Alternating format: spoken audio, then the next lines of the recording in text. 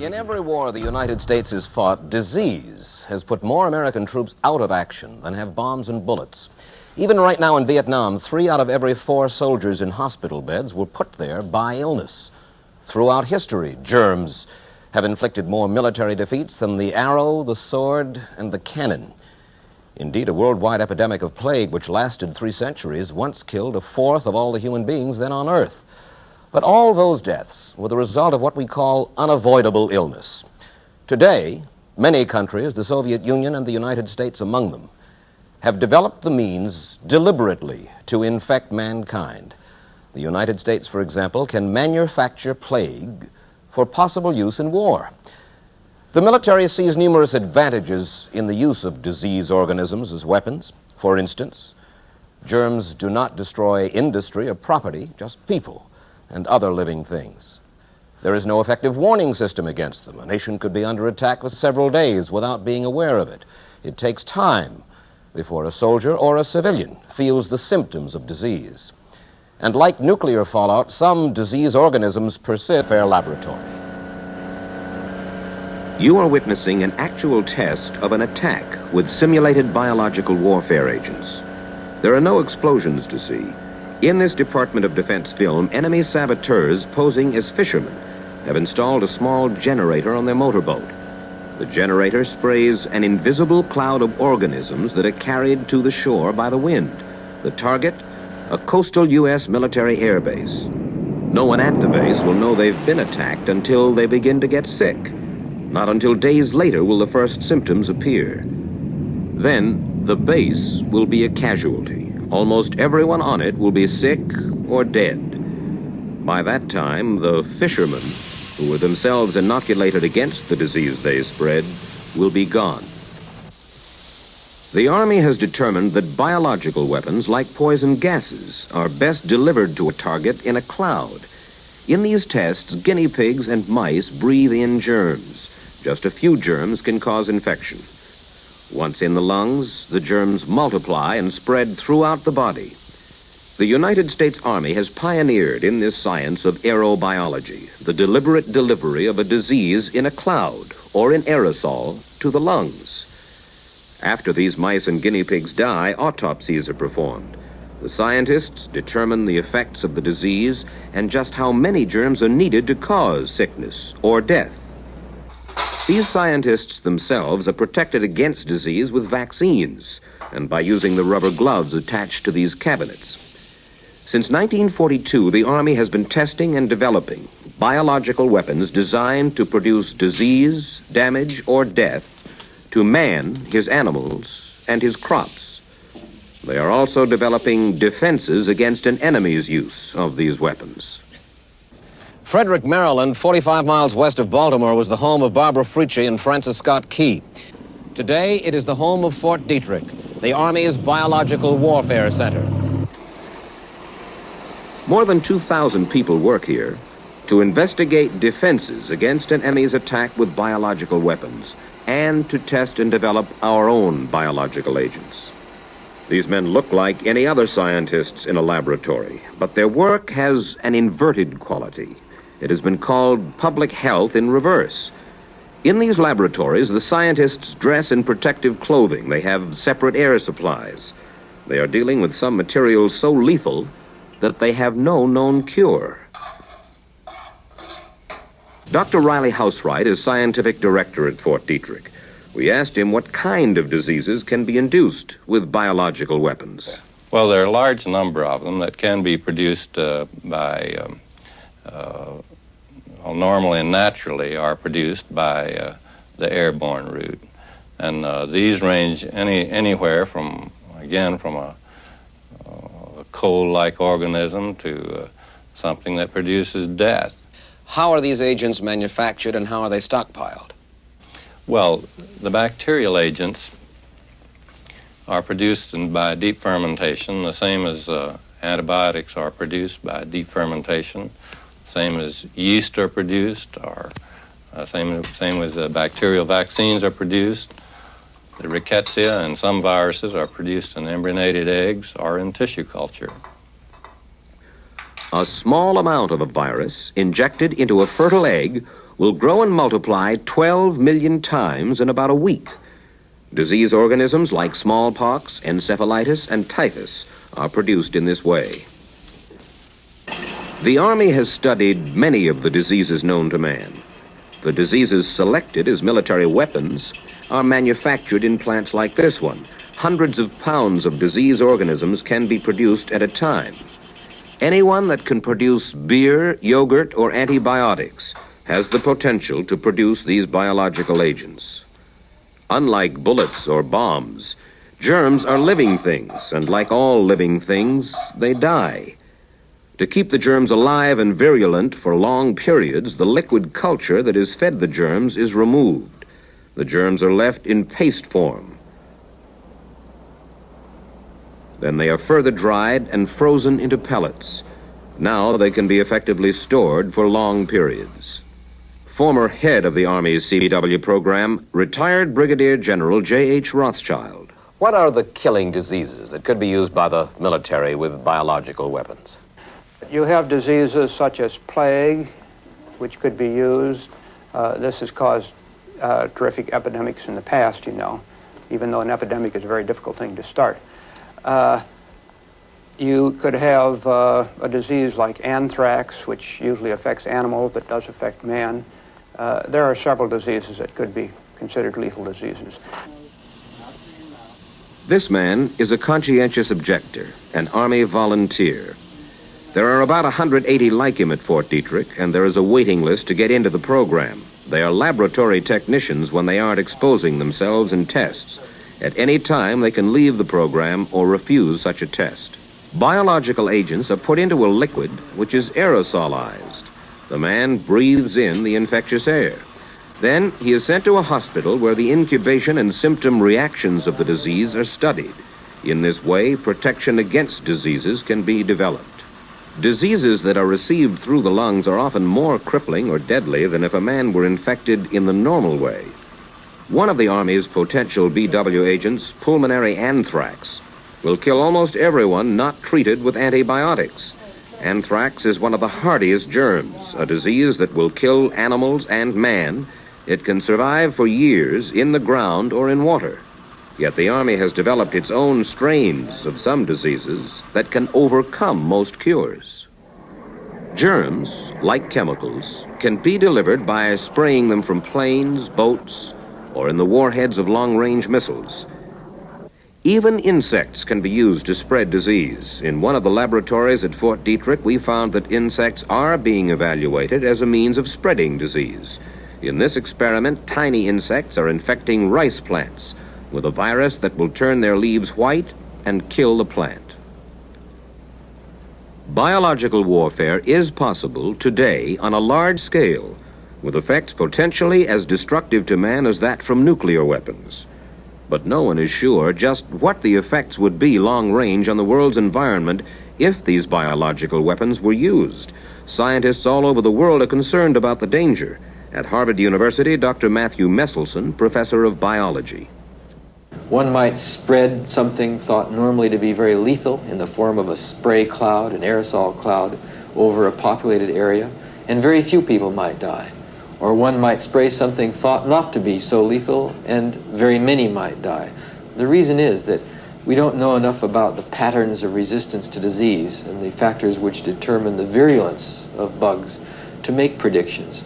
It could be that a small biological attack, or even the field testing of biological weapons, especially viruses, could lead to the infection of rodent or bird populations and lead to the emergence of a hitherto unknown and dangerous organism. Fort Detrick also houses one of the world's largest animal farms. It has to. More than 500,000 animals are used in its laboratories each year. Each month, 40,000 mice alone are weighed and sorted. Then they are infected with deadly diseases like typhus, typhoid, or encephalitis. We asked Dr. Melvin Rabstein, director of the animal farm, if all the mice and guinea pigs and monkeys wind up sick or dead after these experiments. They wind up mostly that way, yes. Eventually, they do not leave this facility. that is the Dietrich facility. They're being used basically for research, and nothing ever leaves Dietrich in the way of animals.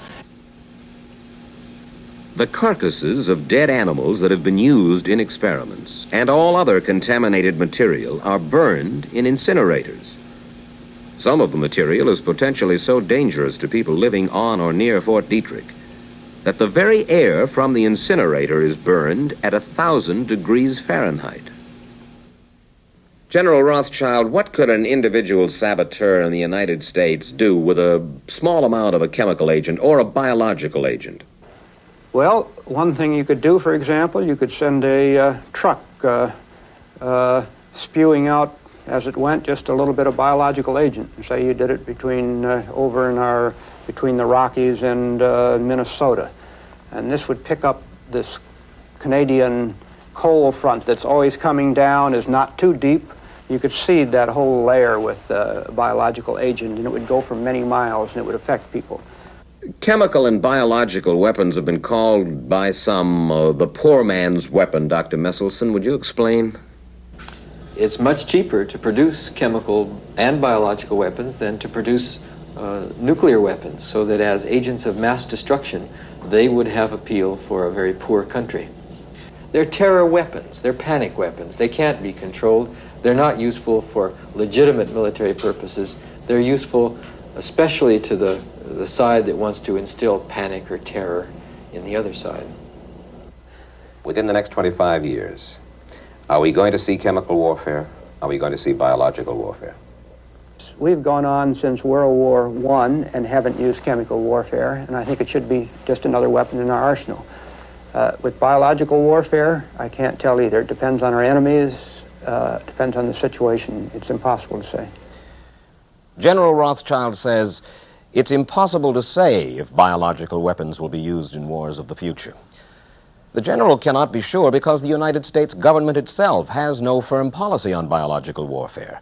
The United States position of the moment is that the major thrust of our CBW program is defensive, that we must have the ability to retaliate in kind to an enemy's biological attack. We say that we will not initiate the use of lethal biological weapons, but we leave unsaid the possibility of using non-lethal germs, disabling diseases.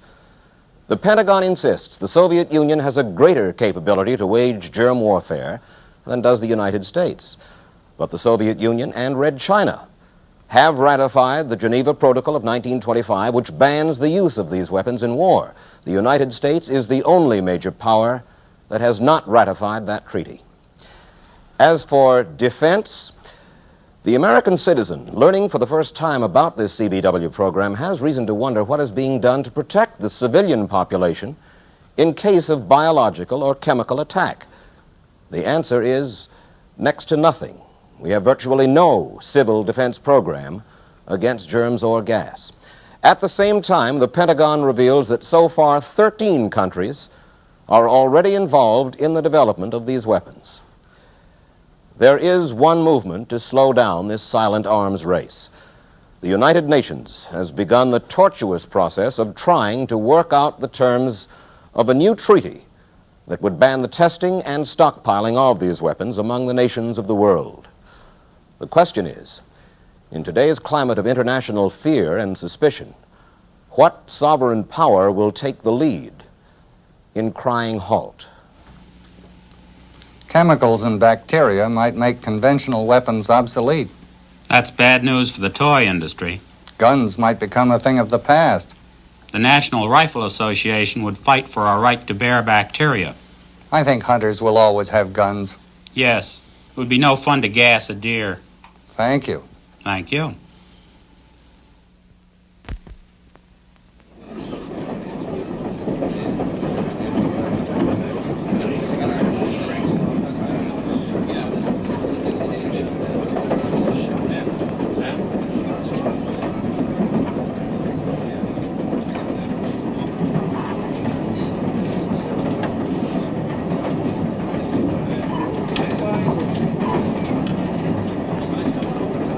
Tickets, please.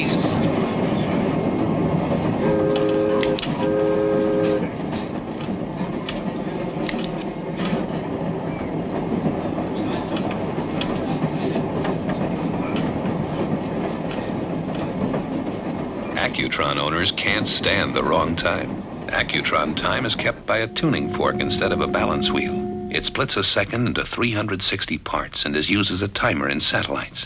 The most precise time you can keep on your wrist.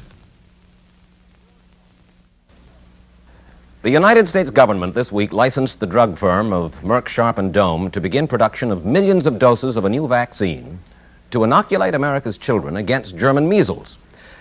Many of us think of German measles as just another one of those harmless childhood diseases, and that is true, it can be. But it also can be, as polio was, one of mankind's worst cripplers. Now, as we did with polio, and as we someday will do with cancer, now we are about to eradicate German measles.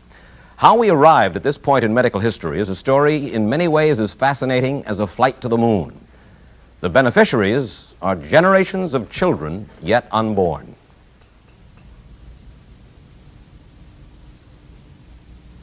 If a woman catches German measles early in her pregnancy, chances are high the disease will infect the unborn child, and that the child will later be born with brain damage or blindness or deafness or heart disease, or be born dead.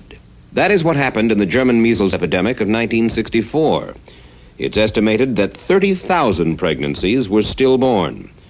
20,000 children were born brain damaged or blind or deaf, or with heart disease. Another epidemic is expected in 1970 or 71, but now hope is high that we can avert these tragedies.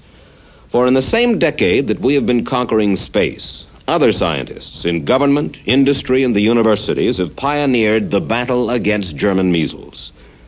Two of those many pioneers are Dr. Harry Meyer and Dr. Paul Parkman. Paul Parkman is 37, originally from upstate New York. He was among the first to isolate the rubella virus, that invisible cause of German measles. We didn't know for sure whether it was the virus of German measles. At first we thought we might have recovered a cold virus or some other kind of virus. We knew we had something new that nobody else had found before then. And it took a little doing to show that this virus that we'd recovered was definitely associated with German measles. And in the months after that, we were able to make this connection and really nail down the fact that it was German measles virus. It was very, it was a really exciting time for us. Dr. Harry Meyer, he is 40, a Texan, chief of viral immunology in the Division of Biologic Standards. He and Dr. Parkman work for the National Institutes of Health. Together, they went on to the next step. They developed the first successful experimental vaccine against German measles. A vaccine is a virus that is too weak to give you the full disease itself, but strong enough to help the human body build up an immunity, a long-time protection against the disease. To grow the right kind of virus for a vaccine, you begin with tissue culture. Dr. Meyer. Viruses are sort of funny. They only grow inside of living cells, and so you have to have some sort of a cell, either an animal or tissue culture cells inside of a tube like this to keep your viruses growing. To prepare the tubes or the tissue cultures, one goes through the operation they're doing. Now, in this particular operation, he is making chick embryo tissue cultures. This is taking embryonated eggs. The little embryo is inside the shell. He's then very carefully and with aseptic technique removing the embryo from the egg and then passing the embryo over where the embryo is put inside of one of these glass bottles, which we call a flask. Then the little metal rod is used to break up the embryo, to sort of squish it up into small pieces. Then the addition of this substance called trypsin, which is a digestive enzyme, that medium is breaking up those big chunks of tissue culture into little bitty batches that only have a few cells each. And then the final step, taking the broken up cells and putting them into the tube where they can grow. Since tissue cultures are your real workhorse in modern virology and everything you do involves them, is that every day and every week, year after year, you have people doing exactly what I'm doing. That is, first putting the cells in the tube, and then taking off the old food and putting on fresh food, and this goes on, as I say, day in and day out. It's a standard operation. It's just like you would be feeding your animals, giving your mice mouse pellets or something, or feeding your monkeys. Well, you're feeding your tissue culture tubes. They're your little animals growing right here in their cells. And then when the time comes, you'll put the viruses in, hoping the viruses grow right in these tubes. Now what I'm going to be doing here is putting the rubella virus into the cultures that Dr. Meyer has just fed, the cultures he just put the nourishing medium into.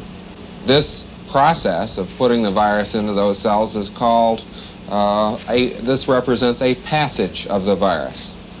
Now the virus I'm using here is 77th passage virus. Actually, it's the passage of virus that we used to prepare the vaccine that we made. Now, when we originally took the virus specimens from a patient with German measles, we inoculated these kinds of cultures, and it didn't produce very much in the way of destruction of the cells. We continued to work with this virus, though, making serial passages in new cell cultures at about every week. We worked with this for a long time, made many passages. And as a matter of fact, when we reached a certain point, we were surprised and very gratified to find that the virus actually was developing in such a way that it did produce cell destruction. It did chew up the cells. As a matter of fact, in certain kind of cells, the rabbit kidney RK13 cells, you could see this change occurring where in the virus-infected cells, in time-lapse films, you could see the cells exploding when the virus had its effect on them, and a gradual destruction of all the cells from their normal paving block-like arrangement in the tubes that you can see through the microscope. This business of trying to weaken the virus is really a stepwise business. There are several days you could describe as exciting days. There's the day that, looking at the RK13 cells, as we are here, that we discovered that the children of the original virus were able to damage these cells. Well, that told us for the first time that we were able to change the virus, but we didn't know whether we were changing it in the right direction or how much we can change it. But then the real kickoff was when we took the virus that we thought had changed and we put it into monkeys, and in monkeys, that virus didn't produce any illness, and the monkeys didn't spread their infection to their cage mates, and yet the monkeys were protected by that weakened virus, and so we knew we'd arrived. Once we had passaged the virus those 77 times, and all of our laboratory tests indicated that the virus was weakened, and we thought weakened enough to be just right for a vaccine to inoculate into people, well, then you have the job of making that experimental vaccine, and here you have to be very, very precise. It takes many months, perhaps 6 months or so, to go from thinking you want to make a vaccine to making one. And the main reason is because of all the tests that must be done to be sure that vaccine is safe for man. But of course, monkeys aren't people. And so no matter how many monkeys you inoculate, still the big step is when you make that first vaccine and go and do that first clinical trial, the first trial in which it involves people. The tests began in October 1965 in Arkansas at a children's colony for the retarded, some of them victims of German measles. Their parents agreed to the tests, hopeful that other parents might someday be spared the ravages of the disease. The colony was isolated, and the children could be observed 24 hours a day. In that trial, we took 8 children with their parents' permission and inoculated them with the vaccine that had been safe and promising in the lab, and had 8 of their friends living in the same cottage who were not inoculated and who served as their contact controls, as we call them in virology. Then we observed those girls over a period of 8 weeks, and we were very much encouraged to see that the girls at no time, the inoculated girls, at no time became ill. When we first inoculated the children was a pretty tense time. We had done everything in the lab you could possibly want to do to show that the material was safe, but nevertheless, when you set up that first clinical trial of something that you've made yourself and you've inoculated in the children, is you feel very responsible for it, and you're very concerned. You're of course very excited, hoping that the material works as well as you want it to work, because you're so anxious to try and develop a vaccine, but at the same time you can't help but be worried, because you always worry, could you have overlooked this, could you have overlooked that? So it's a very tense time. You're watching the children very closely, you're doing everything you can think of to do, and you're sort of counting the days and counting the hours to see what happens. And then on that day in the laboratory, when we tested their blood and we found that yes, those girls who had been vaccinated, who had remained perfectly well, had then been protected from German measles, we knew then we had a vaccine. That first test took 3 weeks to find out if the vaccine gave the girls immunity, that is, protection. Dr. Meyer and Dr. Parkman devised a much faster test, using this machine to speed the development of the final vaccine.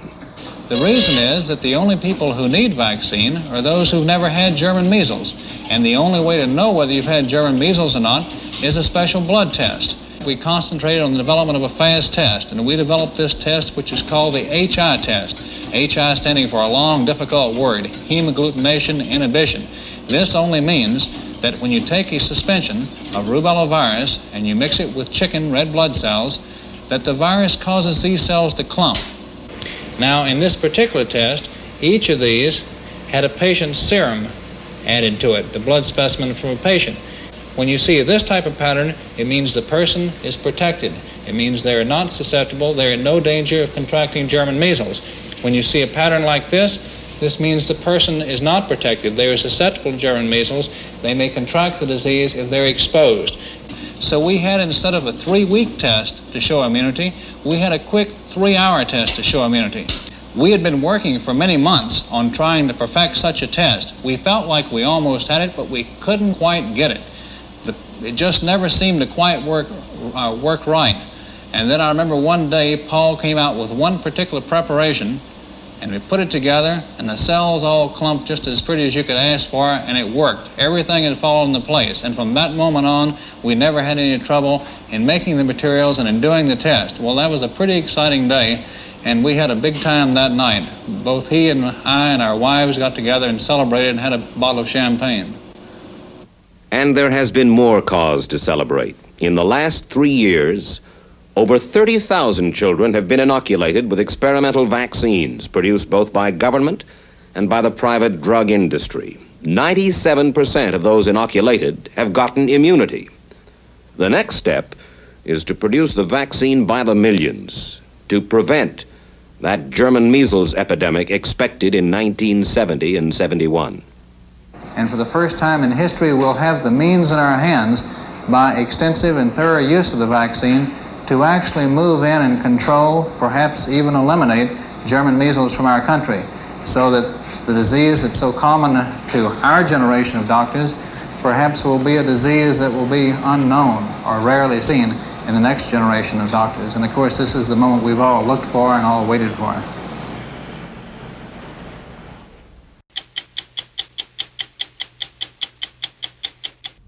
Until the early 70s, virtually every youngster in America was vaccinated against smallpox, the disease that killed 500 million people around the world in the 20th century.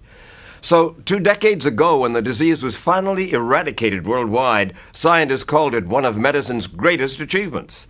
And the U.S., like most countries, stopped vaccinating against the disease. Everyone thought we'd heard the last of it.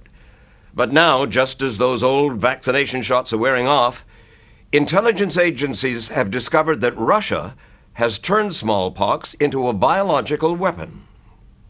And no one was more horrified to hear about the return of the smallpox threat than Dr. D.A. Henderson, who spent a decade running a worldwide effort to eradicate the disease. Smallpox is, I think, one of the worst imaginable diseases. The individual is just a mass of pustules over the face and the body. They're absolutely miserable, yet they're fully conscious, and it's hideous to see the disease itself. A smallpox scare grips Great Britain in the wake of 5 deaths attributed to the disease that was all but wiped out in Western nations. Because the disease is so contagious, even small outbreaks like this one in England in the 1960s led to widespread panic. Tens of thousands throughout the nation line up at health centers to be inoculated. Scenes like this triggered worldwide inoculations against the disease, which starts out with simple flu-like symptoms, but eventually kills 1 of every 3 victims. By 1980, Henderson and his team had found the final cases of smallpox, and the world was then declared free of the disease. The U.S. and other countries stopped vaccinating, thinking the threat had passed. The last 2 remaining samples of the virus were kept for research in this high-containment American lab and a similar one in Russia under lock and key until their scheduled date of destruction in the summer of 1999. And then, very curiously, in March of 99, the United States totally reversed its position and said we must keep the virus. The president issued a statement citing concerns of smallpox being used as a weapon and said the U.S. needs to keep the virus to develop drug and vaccine tools to deal with any future contingency. The American policy on smallpox had changed dramatically because of this man, a Russian defector named of Dr. Ken Alibek, who in the 1980s had run a decade-long program to turn the smallpox virus into a biological weapon for the Soviets. The Soviet Union was able to create the most advanced, sophisticated, and powerful program, biological weapons program ever created in the world. He says that 60,000 scientists worked in the Soviet Union's secret biological weapons program, and in many cases it didn't take sophisticated technology to develop those weapons. He says to make smallpox it took some simple machinery and, of all things, chicken eggs. If you have a virus, you can open this egg using just a needle.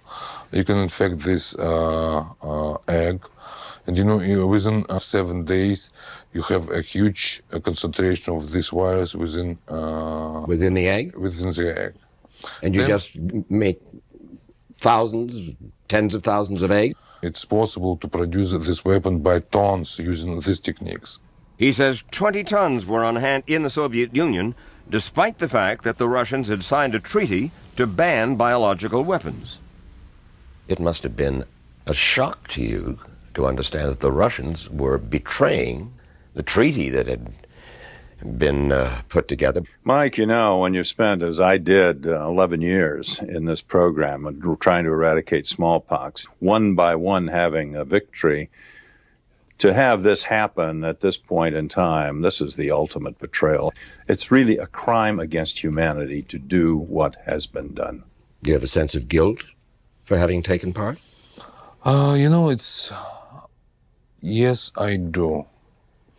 I know I spent 17 years developing biological weapons. I was a physician, and my Hippocratic oath was just to help people. First, do no harm. Yeah, that's what a doctor... Yeah, that's absolutely correct. But it's a different world. It's a world of paranoia. During those paranoid years of the Cold War in the late 80s, President Bush and Prime Minister Thatcher heard rumors of a Soviet bio-warfare program, and they confronted then-Soviet leader Mikhail Gorbachev, who denied that any such program existed. He invited them to come take a look. That is when, Dr. Alibek says, he was ordered to hide any evidence of their activities and to allow Western inspectors to visit. Dr. David Kelly, one of those inspectors, says although they expected to see evidence of biowarfare research, he was not prepared for what a young Russian researcher let slip, that they had the supposedly secure smallpox virus in their weapons laboratory. You people must have been just stunned. And who told you this? A junior technician told us that. You asked the question? I personally asked the question. And he said they were working with smallpox? He did. The Americans and the Brits show up? Yeah, and it was clear at least that they realized what was the main purpose of this facility. They knew that you had cheated? Yeah, they knew it. Determined to prove the Americans also cheated, a few months later, Dr. Alibek brought a Soviet inspection team to the U.S. But when he visited what the KGB said was the heart of America's bioweapons program, he found nothing but old, rusted equipment. When I realized that the biggest production facility in the United States was a completely abandoned facility, abandoned many years ago, I was lost. I didn't know what to do. It was shortly after that visit that Alibek defected to the United States, bringing with him the secrets of the Soviet biological weapons program. Later, with the secret already out and the Soviet Union collapsed, Boris Yeltsin finally admitted the Soviets had broken the Bioweapons Convention, and he pledged to stop offensive biological weapons research. And the 60,000 scientists who had worked for Alibek, he says many of them have left Russia. So the knowledge of, the capacity to make smallpox virus is now virtually worldwide, I would imagine. You're absolutely right. Which brings us to Iraq. In 1991, after the Persian Gulf War, the United Nations sent an inspection team into Iraq to examine Saddam Hussein's purported biological weapons program. David Kelly, who had inspected the Russian facility, headed up this team in Iraq. Dr. Alibak told us about a Russian facility using chicken eggs for the development of smallpox. Is there anything like that in Iraq? There is in Iraq a facility, quite a modern facility, which has been used legitimately for the production of vaccines that could very easily be used for the production of smallpox. So such a capability exists in Iraq, yes. Not only that, Dr. Kelly's team found a machine labeled smallpox, plus other circumstantial evidence the Iraqis were engaged in smallpox research. Do you believe that Iraq now has the capacity to weaponize smallpox? It has the capacity to produce and to weaponize, yes. But do they have the actual smallpox virus? The UN was unable to determine this, but a highly placed Middle East intelligence source told us that Iraq does have the virus and that they got it from a Russian scientist who stole it from a lab in Siberia. When we told this to Dr. Mike Osterholm, one of America's leading epidemiologists and author of the book Living Terrors, he was not surprised. Until we actually find it, on their person, we won't be able to say they have it. But I'm convinced they have it. He speaks from experience. He was a personal advisor to the late King Hussein of Jordan, who, in his dying declaration letter, warned of the danger of smallpox being reintroduced to the world. King Hussein privately and publicly made it clear that he feared this. And so I think that letter was a very telling piece where he was leaving all of us a warning. The problem gets worse. A recent U.S. military report says North Korea has the capability to develop, produce, and weaponize smallpox. And a still classified intelligence report confirms there are 3 countries which are major threats for smallpox: Iraq, North Korea, and Russia. We're in New York City. Let's say some terrorist wanted to attack with smallpox. How would they do it? Put that into an airport. Put that into a subway. Put that into any mall in the United States. Okay. And watch that entire building become filled with this, and no one knows it. There's no odor. There's no visible evidence that this is now floating through the air. So let's say only 500 or 5,000 people become infected. Each of those infected people can unknowingly spread the disease to dozens more. You start doing the math on that, and you could see very quickly how smallpox, in a relatively virgin population in terms of protection, now could very rapidly sweep through. Now it's not just in New York City. Now the panic and fear is everywhere. The only way to combat smallpox is to give the vaccine to the patient within a few days of exposure, and then to vaccinate entire regions of the country immediately. But Dr. Osterholm says right now there are only between 7 and 15 million doses for the entire United States. How are the 50 governors and the mayors of the 120 largest cities in the country going to all go to the White House and say, we want our big piece of that 7 million doses of vaccine? I think that what we're really saying now to the population is... We know, but we're not prepared to act. We know and we're not prepared to act, and we're not asking our leaders, why aren't we better prepared? The man entrusted with getting the country prepared is Dr. Jeffrey Copeland, who worked on smallpox eradication back in the 70s and is now the director of the Centers for Disease Control. Look, 1992, Ken Alibek defects from the Soviet Union, comes here, says they are weaponizing this stuff. That's 1992. It's 8 years later. And my understanding is we are not prepared.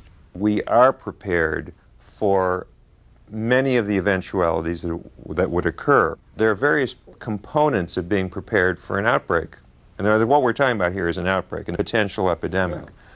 We as an agency, as an American institution, are dealing with epidemics every single day. My doctor here today, would he recognize smallpox? I think there are very few people who would recognize smallpox at this point in time. They wouldn't think about it, actually.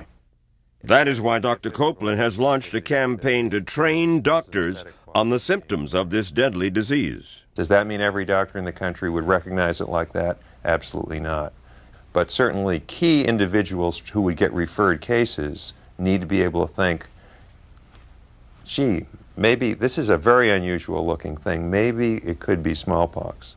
At Dr. Copeland's urgent insistence, the CDC has finally commissioned a multi-million-dollar vaccine production program scheduled to deliver 40 million more doses of smallpox vaccine within 5 years. Were it ever to be introduced, we would have vaccine. Well, in the same way we successfully eradicated it once before, we would do it again. It would take a terrible toll. It would be tragic. It would be inhumane. But we would eliminate it again. So given that, terrorists ought to be thinking of something else.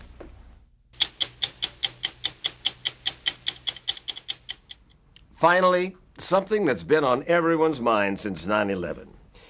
In case we're hit with a biological or chemical attack, are we prepared to deal with it? We put that question to George Bush's Secretary of Health and Human Services a year ago in an interview just weeks before the anthrax mailings. Well, that's the same question we're putting to Secretary Tommy Thompson tonight. Most experts agree that the anthrax attack last year, which left 5 people dead and 13 others infected, was just a minor bioterrorism event. But even so, it nearly overwhelmed our public health system. Which is why this past January, the President signed a bill giving Secretary Thompson more than $1 billion to overhaul the nation's health system, which would have to respond to a bioterrorist attack. The greatest good that's going to come out of 9/11 is that we are going to be able to build a strong, viable, comprehensive state, local public health system. And what I'm really the proudest of is that, Mike, that it hadn't been done in the past. It had many problems, and we had dedicated people there, but they just had not received the resources. Because they hadn't received the resources because nobody believed we were fat, happy, and arrogant. That is correct. Why did it take a terrorist act, and then after that the anthrax mailings, to get things going? After all, we knew that Saddam was prepared with chemical, biological. We knew that Libya was trying to develop. We knew the Soviets had a massive biological program underway. We thought we were insulated. We thought that America would not be attacked. We were not prepared. But that's a far cry from what he told us last September, just days before the anthrax mailings. We're going to show you what you said. Okay. Take a look. We're prepared to take care of any contingency, any consequence that develops for any kind of bioterrorism attack.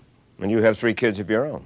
I have 3 kids, and tonight I'm telling them that they are safe. And my granddaughter, who is less than 2 years old, is safe as well. 3 days after that interview, Senator Robert Byrd of West Virginia took the secretary to task for his comments on 60 Minutes. That's a pretty broad statement. It is. Do you stand by that today? I do. And with evidenced by what we did on September 11th, I'm absolutely assured that we could respond to any contingency and control it. But will you still love me if I say to you, I don't believe that? I still love you. What was your reaction to what Senator Byrd had to say to you? Well, I think Senator Byrd was very concerned, and rightly so. I think what I said probably was not said as appropriately as it should have been. What I meant to say was that we can respond to any contingency. We can respond, but can we respond effectively? That's the same thing many Americans have been asking this past year as they saw people in biohazard suits invading anthrax-infected buildings. What about detection, Mr. Secretary? In case of release in a subway, for instance, anthrax, what's been done about that? We are much better at detecting chemical spills or chemical releases than we are anthrax and the bacteria viruses. But we haven't come up with a real good detection system yet. But we're investing a lot of research dollars into it. Since September 11th, the government has been working to develop sophisticated machines that can detect anthrax and other deadly germs. One already in place at the Pentagon, another being tested in the Washington, D.C. subway system. And what about hospitals? Last September, George Washington University Hospital, just a mile from the White House, was one of the few in the country that was prepared to handle a chemical and, to a lesser extent, a biological attack. These showers are designed to decontaminate individuals who have been exposed to a chemical or, in a rare instance, a biologic agent. Well, now Secretary Thompson is spending almost $200 million to make sure that every hospital in America can respond as effectively to an attack. And all those hospitals will be put in direct contact with this room. This is our command center, Mike. A state-of-the-art bioterrorism war room the Secretary had built across the hall from his office shortly after the attacks of 9/11. We got direct communication with CDC, with NIH. We also get communications from FBI and CIA in here. These various experts monitor suspicious outbreaks throughout the country 24 hours a day. Right now, they're keeping tabs on the current health crisis, West Nile virus. But this board would be lit up with cases of smallpox or anthrax or any other biological agent in case of an attack. Let me draw a scenario for you. Sure. Small cloud of anthrax, right here, let's say, over Washington, D.C. What would be the response? You have to detect it first and find out. And then we will be able to pull in, within hours, within 6 to 12 hours, 50 tons of medical supplies, antibiotics, things to treat the anthrax. The Secretary has a dozen truckloads of supplies in secret locations across the country, fitted with everything from gas masks to respirator machines. We have planes that are ready to go. We have up to 7,000 medical personnel that we can activate and direct into any particular community in America. What would you do in your own home as an individual to protect yourself and your family? Nothing. Leave it the way it is. I rely upon the first responders. And training those first responders, the local doctors and nurses, is the heart of Secretary Thompson's National Bioterrorism Response Plan. But that is simply not enough, says Republican Senator Bill Frist, a medical doctor himself. Anybody that thinks that as a nation we're going to be fully prepared by what we in Washington do is deceiving themselves. And at the end of the day, if something happens right now, right where we're sitting, or where our viewers are listening, what would they do? Who would they call? Where would they go? Would they be able to recognize it? What medicines would they take? Very few of those could be answered. That's why Senator Frist took it upon himself to write a book for the average American on what to do in case of bioterrorism. First and foremost, he says each family should set up a so-called safe room where they can gather in case of an attack. You want to have this room as self-contained as you possibly can. And in it, you keep a fan or heater, spare clothes, bottled water, canned food, and a battery-powered radio or TV set, and a set of masks. These masks are important. When you buy one, you want to look for this N95 certification. He suggests keeping sticky tape on hand and sealing up the doors and windows in your safe room if there is news of a chemical or biological release. It's as simple as that. But it is not that simple with what most experts agree is the most frightening of the biological weapons, something contagious like smallpox. Let's say a dozen people walk into emergency rooms across the country with flu-like symptoms and small pustules. Would doctors who didn't recognize it conceivably a year ago, would they recognize it now as smallpox? Much more likely. We are educating the emergency workers and the general practitioners and the doctors through a series of emails, through a series of pamphlets, through a series of articles that are put out weekly by CDC in Atlanta. Now, doctors should know that the way to treat smallpox is to be sure to administer a vaccine within 2 weeks of exposure. Until the September 11th attacks, the U.S. had less than 15 million doses of vaccine on hand, with plans to make more by the middle of the decade. But that has all changed. We will have in our inventory by the end of this year a vaccine for smallpox for every man, woman, and child in America. And we're developing plans on how we would set up the system to get this vaccine and out to individuals if in case there was a smallpox epidemic. If I wanted to get a vaccination against smallpox right now, I couldn't, right? That is correct. But even if I said, hey, Doc, I want to pay for it, I want it. Why can't I go get one now? Well, first off, there's no question that the first responders and those people that are going to be in the emergency wards should be the first ones. And since you do not fit that category, you're not going to be the first one that's vaccinated. But then why not vaccinate everybody? Can't do any harm, or can it? Yes, there are some consequences. About 2 to 4 individuals out of every million people vaccinated by the smallpox vaccine could die.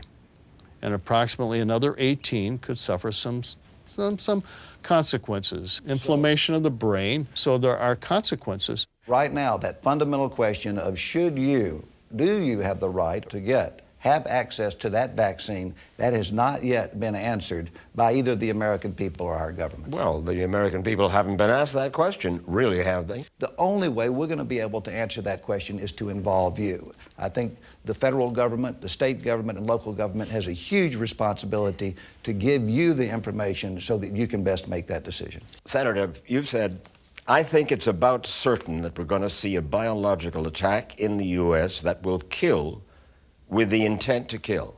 You believe that? I do believe that. We know, our intelligence community knows that over 12 countries have developed offensive biological weapon programs. And in this day and time, especially being at war, when we know that people have ill will against us, it only makes sense. It only makes sense that those weapons are likely to be used. I think there's going to be more. I think because of the kind of times that we live in, Mike, that we have to anticipate that. Tough job you've got. Some people think it's the toughest job in the federal government. 350 different programs, and it covers the whole watershed of what human beings need and want in America. You a professional optimist? Because that's, you sounded and looked this way a year ago, and you had your head handed to you just a little bit by Bob Byrd and others. Yes, sir. The truth of the matter is we are better prepared than we have ever been in America. Mike, people don't realize how far we've come, where we started from and where we are today. Am I satisfied? No. Will I ever be satisfied? I hope not. Conclusion? The public health and bioterrorism experts we spoke with seem to agree that for the first time, our government is finally taking the threat of biological terrorism seriously and putting the resources needed into protecting us. Are we there yet? No. But we're certainly a lot closer than we were last September. It's been 60 years since Dr. Alexander Fleming discovered a drug called penicillin, the first antibiotic. Since then, doctors have prescribed the drugs to cure everything from pneumonia to scarlet fever. But now scientists are sounding the alarm that we have been overusing antibiotics, and that the germs have figured out ways to become resistant to them. Infections we thought we had conquered once and for all are coming back because of a new breed of germs that doctors call superbugs, superbacteria that are resistant to almost all antibiotics. The latest culprit is called MRSA, or MRSA, a staph bacteria that triggers infections so virulent they can and have turned deadly within days. We're going to finish 14 days of treatment. The first doctor in the country to identify MRSA in patients that weren't already very sick in the hospital was Dr. Robert Dahm, head of infectious diseases at the University of Chicago Children's Hospital. What we noticed that was so different was we were seeing perfectly healthy children come in with serious, severe infections, and they were this kind of resistant staph. We said, what's going on here? What was going on was this new superbug, MRSA, was suddenly causing pneumonias and bone and skin infections so toxic that children were dying because of a lack of an effective antibiotic.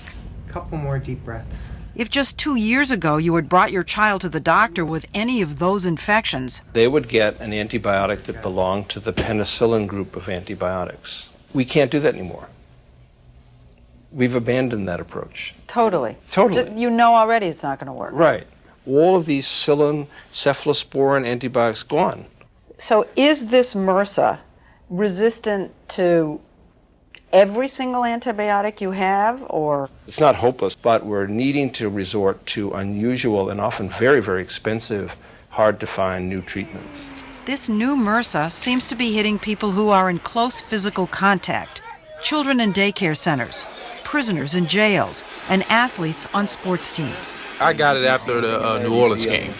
2 of the NFL's Miami Dolphins were hospitalized with MRSA last season. A lot of athletes are playing with cuts in their skin or on AstroTurf, which is like a rug, and can burn abrade your skin. Right. Staff love it when we have a break in our skin. They just love it. They say, this is just what I need to get inside. It's all over the country now. It's all over the country now. It's all over the world now. Is it too soon to say it's an epidemic? Well, I think it kind of is an epidemic. But even with estimates of over 10,000 cases so far, doctors in many communities aren't recognizing MRSA. That's what happened with 13-year-old Nicholas Johnson of Stafford, Texas. After he was injured at football practice, his parents, Janet and Dale Johnson, took him to the pediatrician. They diagnosed it at that time as a bad shoulder sprain. And what did they give him for that? Well, they just said to put his arm in a sling and take ibuprofen for pain. That was on Thursday. By Friday night, the Johnsons were in the emergency room at Texas Children's Hospital. Nicholas's temperature had spiked to 104.6. They gave us some antibiotics and some pain pills. So we took him home. I thought, well, in a couple of days, the antibiotics will start working and he'll start feeling better. But the antibiotics didn't work. On Monday, when his elbows and knees swelled up, the Johnsons rushed Nicholas back to the hospital. He was in respiratory failure, and they needed to put him on a ventilator. You must have just been terrified, to say the least. To say the least. Actually, at one time we were told that we needed to get family around because he just might make it. It was... But Nicholas did make it. These are all my football trophies. After being given multiple antibiotics, Nicholas was able to fight off the MRSA infection, which had spread through his whole body. The hospital report says it's a miracle he survived. Are you right back to where you were? My running's not as good as it used to be. He's also lost all the hearing in his left ear. But otherwise, he's in great shape and loves to show off the scars from his 3 operations. One of the life-saving drugs that Nicholas got was a powerful antibiotic called vancomycin, which for years hospitals reserved as the drug of last resort. But now vancomycin use is skyrocketing. To explain why that's frightening, Dr. Dom showed me petri dishes with different strains of staph. So each one of these little stickers is a different antibiotic. That's correct. Now, you can see that around the discs, there's a cleared zone. Yeah. That cleared zone is where the bacteria have died. So those staph germs were killed by various antibiotics. But this petri dish contains MRSA. Here you can see there's a very different result. There's no circles around these antibiotic discs. Except for one. Except for one, and this is vancomycin. So this strain is resistant to everything except the antibiotic of last resort. But as vancomycin becomes the antibiotic of first choice, the bugs are learning to defeat it. 2 cases of vancomycin-resistant MRSA have been reported. And Dr. Dom says there would be a major medical crisis if that strain were to spread.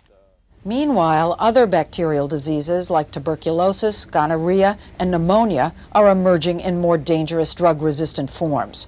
Childhood ear infections are far more difficult to treat. While we can't stop the bacteria from trying to outwit antibiotics, health officials say a dramatic cut in their use could help reverse the tide.